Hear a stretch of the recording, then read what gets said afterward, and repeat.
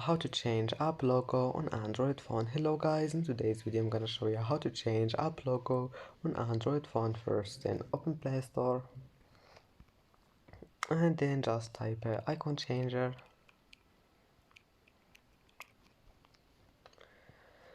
and now select this one here and open it,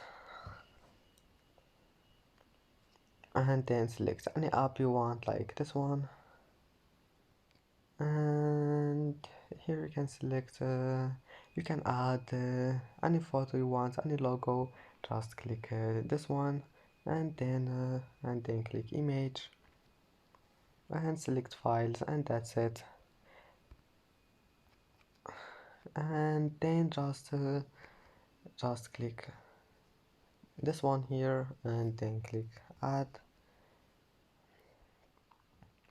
and here you will find it, and that's how to change it.